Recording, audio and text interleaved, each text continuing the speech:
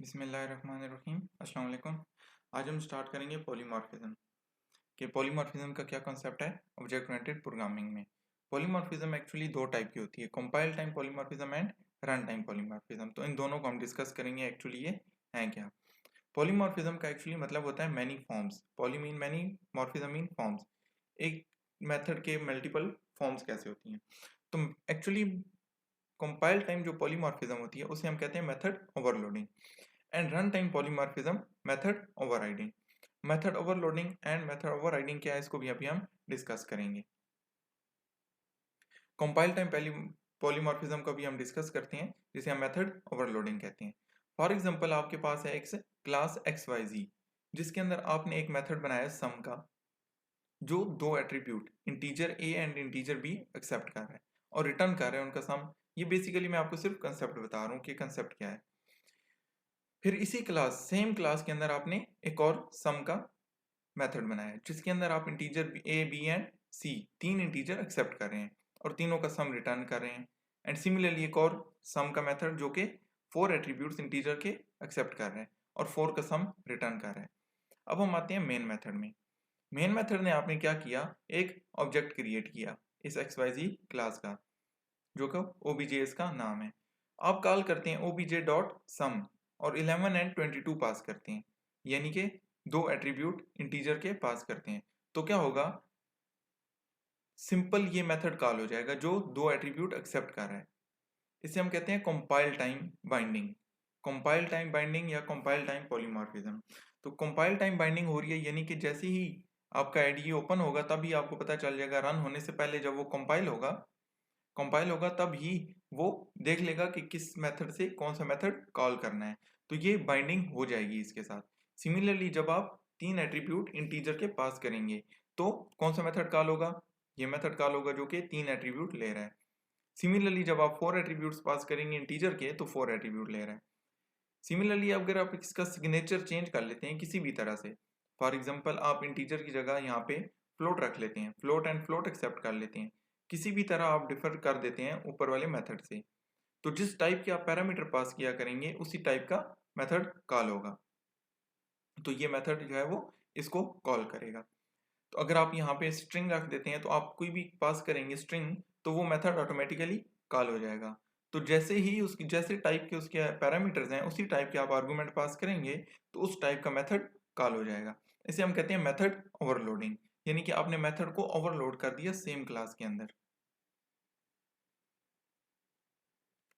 तो ये थी मेथड ओवरलोडिंग। अब हम आते हैं मेथड ओवरराइडिंग पर जो कि रन टाइम पॉलीमॉर्फिज्म है। इसके लिए हम एक एग्जांपल लेते हैं जिसके अंदर हमने क्या किया, एक पर्सन की क्लास ली, इसके दो एट्रीब्यूट है name and age, and display method है जिसके अंदर हम सिंपल पर्सन डिस्प्ले कर रहे हैं।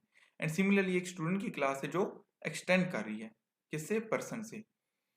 इसके अंदर हमने सेम एट्रीब्यूट, इसके अंदर कुछ एट्रीब्यूट्स हैं एंड इसका एक डिस्प्ले मेथड है जो कि डिस्प्ले कर रहा है स्टूडेंट को। ओके, तो अब हम जाते हैं मेन मेथड में।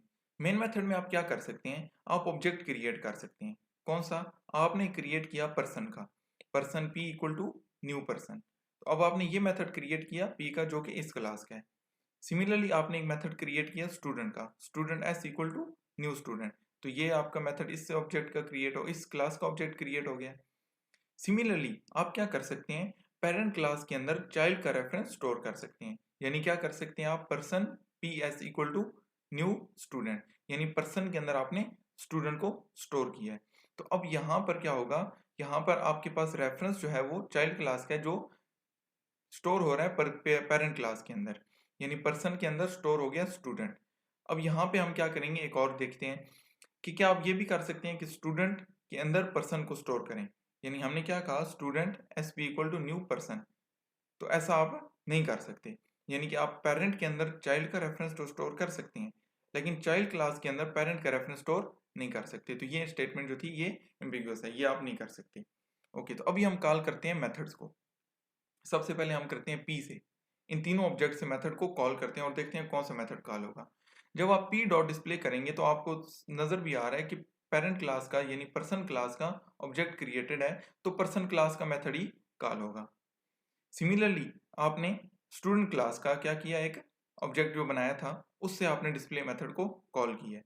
उससे ये वाला डिस्प्ले मेथड कॉल होगा जो कि स्टूडेंट का है। लेकिन थर्ड में क्या होगा, जो कि पर्सन एंड स्टूडेंट का कॉम्बिनेशन है।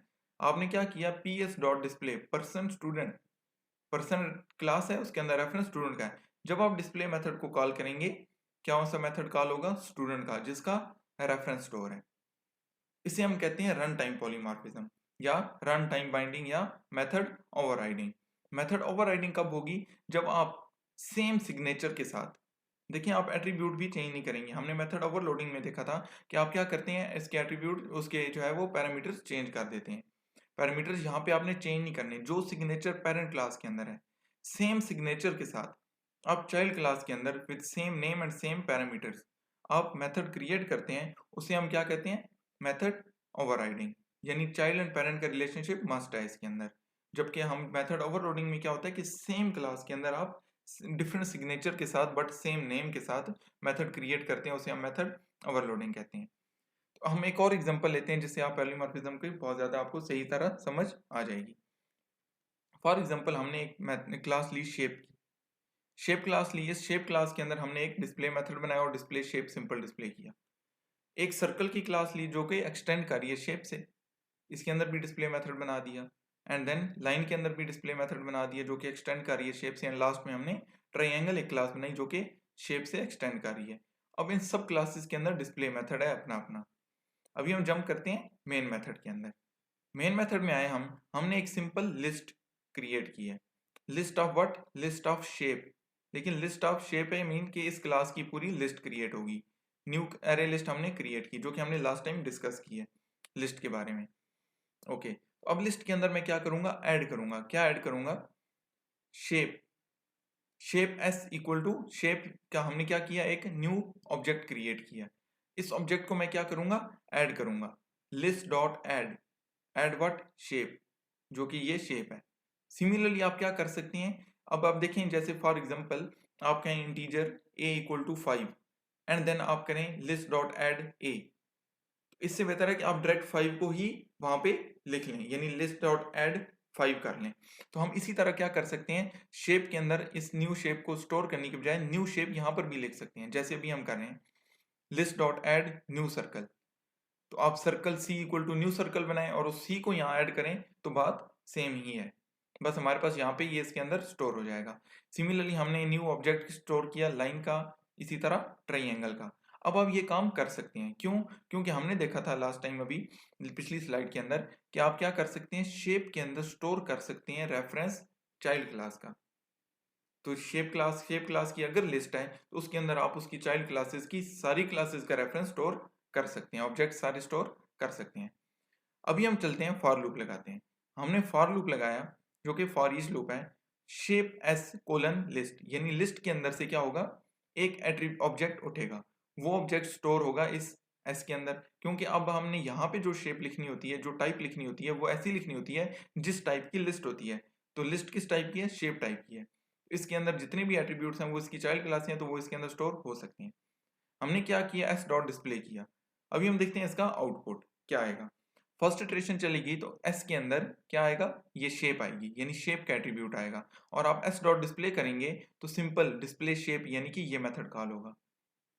नेक्स्ट इटरेशन के अंदर क्या होगा, लिस्ट के अंदर से सर्कल का ऑब्जेक्ट उठेगा, एस के अंदर सर्कल का ऑब्जेक्ट स्टोर होगा, तो ऑटोमेटिकली डिस्प्ले सर्कल कॉल हो जाएगा। अभी देखें कि ये रन टाइम बाइंडिंग हो रही है, यानी कि आपने जो जिस टाइप का रेफरेंस उसके अंदर स्टोर होगा उसी टाइप का मेथड कॉल होगा। नेक्स्ट टाइम लाइन का मेथड, लाइन का ऑब्जेक्ट स्टोर होगा इसके अंदर, तो उसके अंदर एस डॉट डिस्प्ले करेंगे आप तो डिस्प्ले लाइन आएगा। And similarly last time display triangle, क्योंकि लास्ट टाइम हमारे पास जो ऑब्जेक्ट स्टोर है वो ट्राइंगल का है, ट्राइंगल एस के अंदर आएगा। एंड एस डॉट डिस्प्ले करने पर वो ऑटोमेटिकली एस के अंदर जो ऑब्जेक्ट स्टोर होगा उसी के करस्पॉन्डिंग जो मेथड आपके पास है वही कॉल हो जाएगा। ये थी रन टाइम पॉलीमॉर्फिज्म और ये दोनों कॉन्सेप्ट थे पॉलीमॉर्फिज्म के। अभी हम नेक्स्ट जो है वो अभी हम यहाँ पे जो है वो नेक्स्ट क्लास में देखते हैं कि हम इसको इम्प्लीमेंट करते हैं इसी को विद डिफरेंट एग्जांपल, ताकि इसके अंदर कोई भी आपको कंफ्यूजन है तो वो भी खत्म हो जाए।